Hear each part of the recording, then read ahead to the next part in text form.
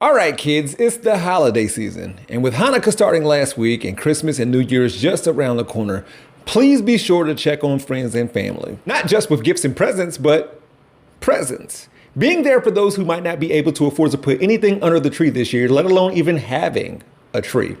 Or maybe missing loved ones lost.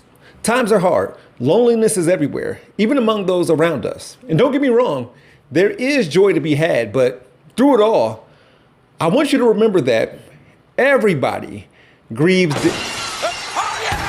It's Austin! Stone Cold! Stone Cold! For God's sakes! Stone Cold is back! He's gonna be in jail! The bell is rung! I don't think Austin even knows it! This is not a wrestling match! This is a fight! The bell has rung! And Austin is kicking Helmsley's ass tonight! Erika Kirk, the best evidence for feminism, being introduced, well, anywhere since September, really. I was going to ask why Turning Point USA is treating her like a monster truck rally, but she's the boss. Erika, the widow of the late Charlie Kirk, surprised the crowd at TPUSA's Phoenix convention over the weekend, bringing out Nicki Minaj, which was a choice for a lot of reasons that we'll get into. One of them is the fact that the rapper is a rapper, and conservatives have used her music to destroy smug college kids in debates. Nicki Minaj, Cardi B. Okay, Nicki Minaj is causing dads to leave the home. Hold on a second. I don't think that's a good role model for 18-year-old black girls. I don't think that songs that are talking about like glorifying wet female genitalia is exactly, I don't know which one wrote that song. Which one was it? I think it was Ben Shapiro. Yeah, that's right. Yeah, but Look, celebrity endorsements are nothing new, especially on the campaign trail or even during inaugurations. Here's LL Cool J performing at Bill Clinton's in 1993. Bubba's favorite LL song is probably Headsprung, by the way. The problem I have, though, is that a certain group of people tell athletes and entertainers to shut up and dribble. Stick to what they do. Stay out of politics. That is, until that celebrity wants to promote their beliefs and values. Then it's smoke machines and pyrotechnics. It's getting more egregious in this, what is proving to be the attitude era of endorsements. It's clearer that conservatives not only downplay the role of entertainers in their strategies, but also race, because they don't have either of those things in their corner. Yet, as you're about to see, once they get those things to the top rope, there's no way liberals can stop them. Let's get started.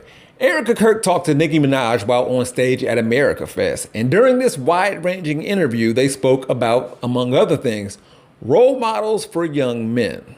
And for young men, don't be new scum. Yes, see, dear young men, you have amazing role models like our handsome, dashing president. Then this happened. And you have amazing role models like the assassin J.D. Vance, our vice president. And when I say that,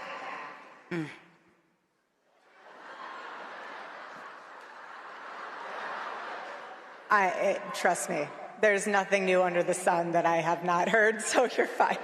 Nicki Minaj just cut Erika Kirk's heart in half with that statement. My God! If you thought that mistake was bad, wait until you hear what Erika Kirk says later. And all jokes aside, for a few seconds, I don't know how she is getting through any of this, let alone what Barbie just said.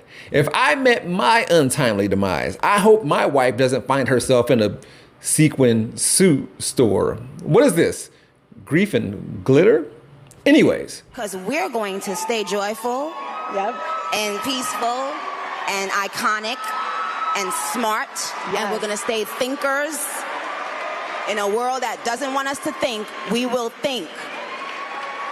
By ourselves, on our own, we will continue to think. Onika Tanya Mirage Petty, better known as Nicki Minaj, is not a citizen of America. Isn't that crazy? Yeah, She was born in Trinidad and Tobago. Republicans overlooking immigration status is usually reserved for one African American in particular, and his skin color just so happens to not be dark. So I'm a little surprised at this double standard, but I am not shocked that the agency that tasks itself to get young people over to the grand old party will parade out Nicki with her continuing to support her brother, Jelani, who got 25 years to life for crimes against his stepdaughter, along with her husband, Kenneth Petty, who is a registered sex offender. She does fit in with this party. During the event, Minaj then reads some of her former social media posts mocking California Governor Gavin Newsom. Quote, "Imagine being the guy running on wanting to see trans kids. Ha ha. Not even a trans adult would run on this," she said. "Normal adults wake up and think they want to see healthy, safe, happy kids. Not Gav." Did I mention that among her many accolades and accomplishments is being the first female rapper featured with a trans artist? Be boys. Amen. Be boys. It's okay. Be boys. It's nothing wrong with being a boy. How about that? Amen. How powerful is that? How profound is that? Amen. Boys will be boys, and there's nothing wrong with that. Has she never seen her fans? These are Barbz. Boys will be boys. And apparently, among them is Charlie Kirk. A few months ago, Candace Owens posted a text message conversation between the two of them where they were fangirling about Nicki's lyrics in Kanye West's song Monster.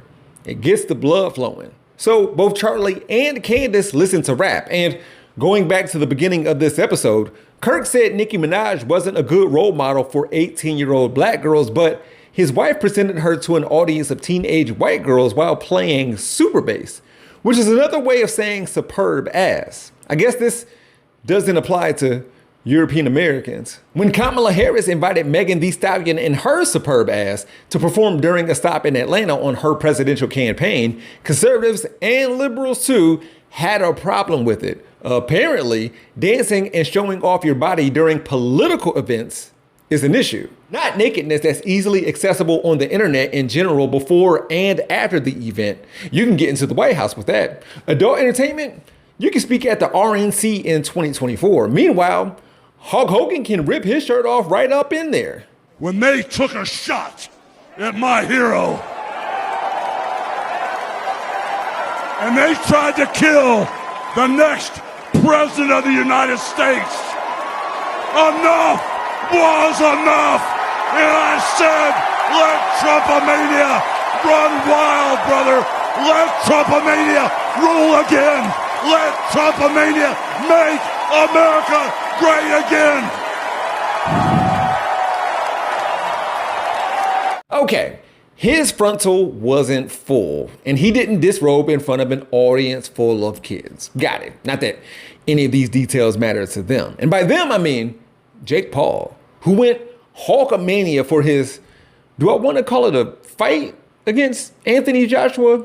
Andrew Tate got roughed up too. Interesting weekend. If you're wondering, I don't mind it if Nicki Minaj or any other celebrity or entertainer is a Republican or on the right or is a conservative. I'm looking for consistency and honesty. Sincerity is lacking. With that said, in today's America, at least she chose a side. As we look at what's going on in the current political climate, I'm just saying I want to turn everybody off. I hate politics. Life inspires them.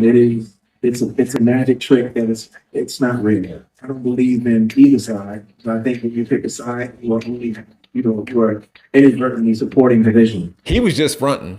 Disappointing. We talked about all this on Ole and Friends not too long ago. And whatever Barbz are to Nicki Minaj, that's what I was to the Neptunes.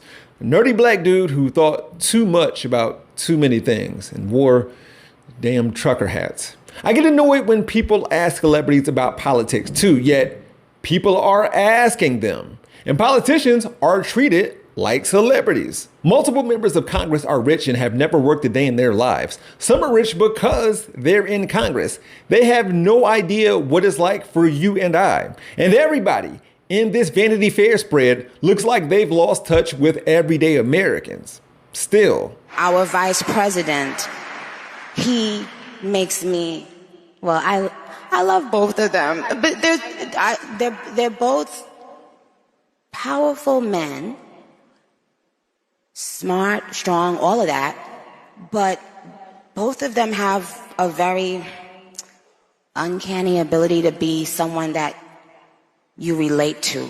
I can relate to them. When I hear them speak, I know that they're one of us. Like, I know that they're not.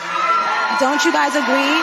Vice President J.D. Vance said during America Fest, "We have been, and by the grace of God, we always will be a Christian nation." And in the past, he has said, it's totally reasonable to not want to live next to people who speak another language. His wife and kids and extended family looks like this, yet it's skin color doesn't matter, values and character matter. If you believe skin color matters, you are a racist, according to his dear friend, Charlie. Right? In the United States of America, you don't have to apologize for being white anymore. How many scenarios are going to have to be made up for the right to recognize that this is victimhood? This is pandering to white Anglo-Saxon Protestant straight males, plain and simple. Nicki was doing it too. Why? I'm not sure. Despite the devastating loss of Charlie Kirk, my incredible husband at UVU, Caleb has persisted with the same gift. Grit. It has been a long day. Trust me, you're not a grifter, honey. It's all good. That's the worst Freudian slip of the 21st century. Just last month, Nicki Minaj said, in Nigeria, Christians are being targeted. Churches have been burned, families have been torn apart, simply because of how they pray. Now, this situation isn't that simple, and I don't know why the right believes Trump is a war and conflict ender. But at that time, in calling for the protection of Christians in Nigeria, she claimed that her position was not about taking sides or dividing people, but about uniting humanity. This is about standing up in the face of justice. It's about what I've always stood for, she added. Where is that now? And when working with Kim Petras, the trans artist, Nicki said, "I wanted to write an anthem for people who feel like they don't fit in or feel alone, to remind them that it's okay to be themselves and that they don't need anyone else to validate their worth." Who is making the queer community feel that way? I came to this country as an illegal immigrant at 5 years old. I can't imagine the horror of being in a strange place and having my parents stripped away from me at the age of 5. This is so scary to me. Please stop this. Nicki said this in September of 2024 when Biden was in office. Who is stripping away parents from their kids today? Talking about we will not be silenced while speaking to millions of people. At the same time that Barry Weiss refused to air a piece about Trump and CCOT on 60 Minutes. For decades, we knew that professional wrestling was fake, and that was confirmed when their secrets were revealed. All I ask is that we treat celebrities, entertainers, and athletes that way when they want to join this Royal Rumble that is American politics. And yes, any of them can become politicians themselves, sure. And there are real world consequences though. Actual people often get actually hurt, could even die. Erika Kirk and Nicki Minaj, this tag team will be back again. Party on, party people, let me hear some noise. And there will be more where that came from. I can't imagine who is influenced by the Nicki Minajs of the world to vote a certain way, but midterms are next year and Republicans and Democrats alike are under the impression that this works. Oh my gosh, I was about to keep going with this WWE comparison and it occurred to me that Linda McMahon is in the Trump administration, so no need to stick with that bit. Happy holidays, happy Hanukkah, Merry Christmas. We gonna be all right.